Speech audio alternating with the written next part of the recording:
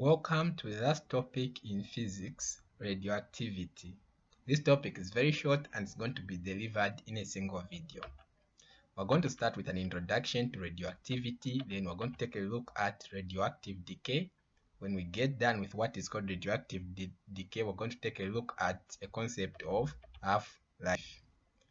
So what is radioactivity? So it happens that in nature, there are some elements that radiate energy of themselves without any excitation from outside. In other words, these elements emit radiation without being excited. Normally, for something to emit radiation, it has to be excited from an external energy. But these special elements emit radiation without any kind of excitation. These elements are called radioactive elements. Examples are uranium, radium, thorium, and polonium. This phenomenon of matter radiating energy of itself is called radioactivity. So that's what we're going to be studying here. These elements that emit radiation of themselves. So there are three types of radiation that can be emitted. The first is called alpha, radiation or alpha particle. The second is called beta particle or beta radiation. And the last one is called gamma, represented by this Greek letter. So this one is not A, it's the Greek A. This one is not B, it's the Greek B. The names are, of course, this is called alpha, this is called alpha, this is called beta, and this is called gamma. So these are the three types of radiation that are emitted in radioactivity. So we're going to use this diagram to start. I know there's a lot to take in here, but most of the concepts you already know them from chemistry, so I'm just going to put them into perspective. So we're going to compare the three types of particles of radiation: alpha particle, beta particle, and gamma ray. So we're going to start with nature and charge. So alpha particles have 2 protons and 2 neutrons. Okay, meaning that their mass number is 4 and their proton number is 2. In short, an alpha particle is a helium nucleus. If you go on the periodic table, the only element that has 2 protons and 2 neutrons is helium, which has, of course, the mass number 4 and the proton number 2. The charge of alpha particle is positive 2. So it's a positive charge and it has a value of 2. Then a beta particle is just an electron. Okay, so a beta particle has a charge of negative 1. Then a gamma ray is just an electromagnetic wave, just like light, just like X-ray. So that's what a gamma ray is. It has no charge, therefore we say it has neutral or zero charge. Then we have approximate masses.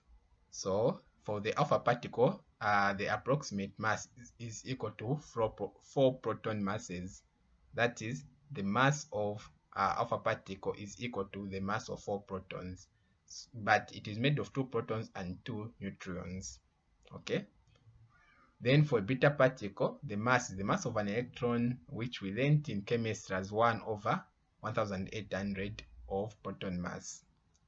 Then for gamma, it is a wave, so it has no mass, so it is 0. Then there is also what are called ionization effect. So ionization effect is a situation when you bombard certain elements with these particles. There is going to be a cloud that's going to be formed. Okay, so when certain things are bombarded with these particles or rays, a cloud is going to be formed. So that is what ionization is. So alpha particles ionize strongly.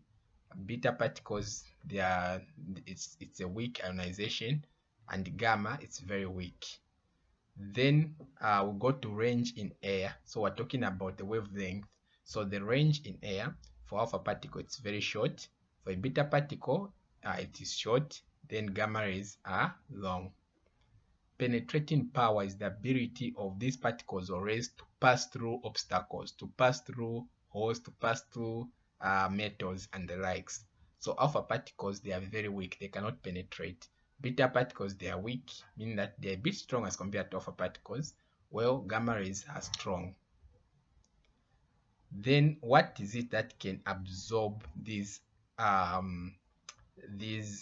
rays and particles? So an alpha particle can be absorbed just by a sheet of paper. You get a paper, an alpha particle cannot penetrate because it has a very weak penetrating power. Then a beta particle can be absorbed by 5 millimeters of aluminium. If you have a piece of aluminium and it is less than 5 millimeters, then the beta particle is going to penetrate. But if it's 5 meters or greater, then the beta particle cannot penetrate. This 5 millimeters refers to the thickness of this aluminium obstacle that is meant to obstruct or to absorb a beta particle. Then for a gamma ray, since they are strong, they'll penetrate through a sheet of paper through 5 millimeters of aluminium, but they can be absorbed by anything that is 5 centimeter great. They can be absorbed by a thickness of 5 centimeters or greater of lead. Next, we look at diffraction in electric field.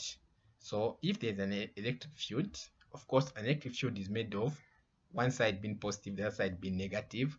And if these are bombarded through this electric field, a gamma ray won't change direction, it will keep on going. Okay, but a beta will deflect towards the positive, and an alpha will deflect towards the negative. Why? Remember, like charges attract.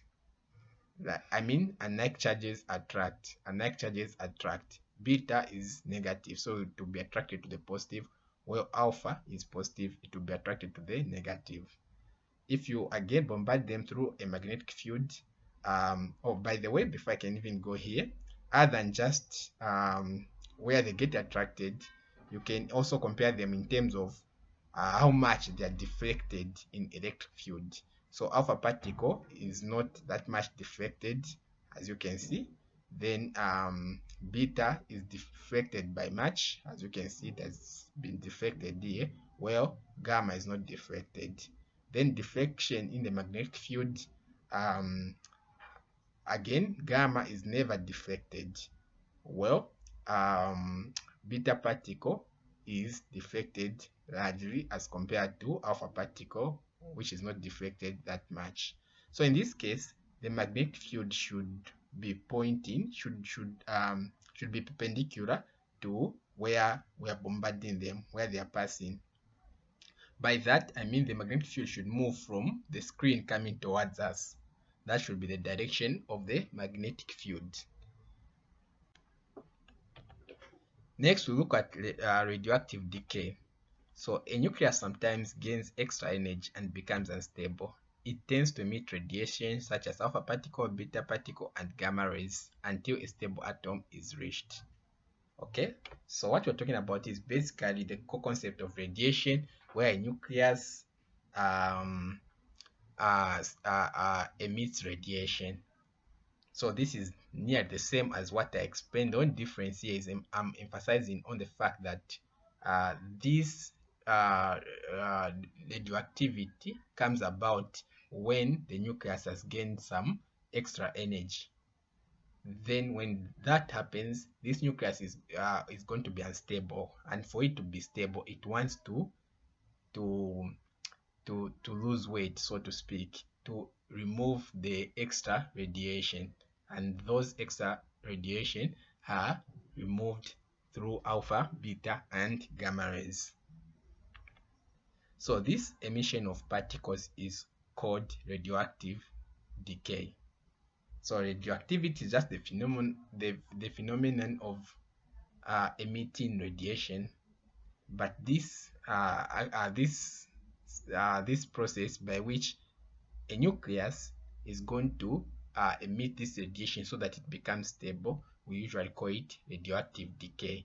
So what happens is, when you have been given this element, it will have a certain mass. Then as it is going under radioactive decay, as it is emitting these particles, these rays, it's going to reduce in mass. So it's like it is decaying or reducing in mass. That's the word we use, decay. So we're going to start all three types of decay. We're going to start with alpha decay. What happens to a nucleus if it has undergone alpha decay? So the radioactivity decay emitting alpha particles from the nucleus is called alpha decay. So in an exam, they will just tell you that this has undergone alpha decay. You have to know that it has emitted alpha particles. So in alpha decay, remember, an alpha particle is a helium nucleus. So when it has emitted alpha particle, it means it has emitted a helium nucleus. So this is the general equation of what happens when an element has undergone a radioactive decay. So if this is an element, this is its mass number and this is its proton number. Okay, so this being atomic number and this being the proton number, when it undergoes alpha decay, it's going to lose 4 from the mass number and 2 from the proton number. Okay, so that's what's going to happen. It's going to lose, you're going to subtract 4 from the mass number and 2 from the proton number. And and on the other side, we're going to have helium, which is going to get the 4 that we have subtracted from here and the 2 that we have subtracted from here. So this is the resulting element. For example, if this was 10 and this was 6, then we're going to have 10 minus 4, 6 on top, and 6 minus 2, 4 on top. So it's going to be 6 on top and 4 on the bottom as the resulting element. The next is called beta decay. So the radioactivity decay emitting beta particle from the nucleus is called beta decay. So in this case, an electron is lost. To create balance, a neutron is changed into a proton, resulting in an increase in proton number, but not mass number. Okay, so this is what happens during beta decay. There's just going to be an increase in proton number, but not mass number. So this is the general equation for beta decay. We have this, which has mass number A and proton number Z. So after undergoing beta decay, the proton number is going to increase by 1. And on the other hand, it's going to emit an electron. Remember, the charge of an electron is -1. So when it emits this, which has -1, we expect its charge to increase by +1. That's why this +1 is added here. Finally, we have gamma decay. So gamma decay, as you saw on diffraction on magnetic field and electric field, it doesn't like to be involved in certain things. So when something emits gamma decay, nothing changes. So if we have this as the element, then it emits gamma decay, or I mean it emits a gamma ray, then this will still just be like this. Okay, so because remember we said the mass of a gamma ray is 0, so it won't affect the proton number and the mass number. Finally, we look at activity and half-life. So activity is just for something that is radiating, that is emitting radiation. We say it is going under an activity. So we're going to study elements that are going under activity, especially on the property called half-life. So half-life of a sample of radioactive element is defined as the time taken for half of the unstable nuclei to decay. So we have these nuclei of elements. Maybe they are 20 grams. So the time taken for that 20 grams to reduce to 10 grams when it is decaying, when it is emitting radiation, is what we call half-life. So for example, we're going to study this element radium. So let's say we have undecayed mass of radium 40 grams. Okay, then we start counting 0 years later. So here we're assuming it has not emitted any radiation. Then we start our stopwatch. So when we start our stopwatch, it starts emitting radiation. As it emits radiation, we measure the mass of this element that is remaining. So the time when this mass will be 20 grams, that is one half-life.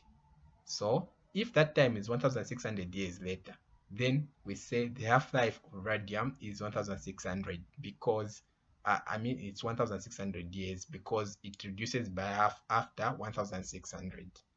Mean that again after another 1600, this should reduce by half. So after another 1600, which makes the total from the beginning to be 3200, this will become 10 grams. Then after another 1600, mean that from here we're going to add another 1600, we're going to have 4800, and this will become 5 grams. So this will keep on decaying just like that. So half-life is the amount of time taken for something, for the mass of a nuclei to reduce by half. So if we plot this on a diagram, this is how it usually appears. If we have mass here of the remaining amount, and we have time here, it always looks like this. So this is usually termed to be an exponential decay. Okay, so here we're 40 grams. After 40 grams, so after 1600, it becomes half, 20 grams. After another 1600, which is it becomes half of 20 grams. After another 1600, it becomes half. So again, after another 1600, it will become half, just like that. So this is how the graph or the curve of decayed mass with time looks like. So this is half-life. So this marks the end of this topic. It's a nice topic. Hope you have enjoyed. Happy solving.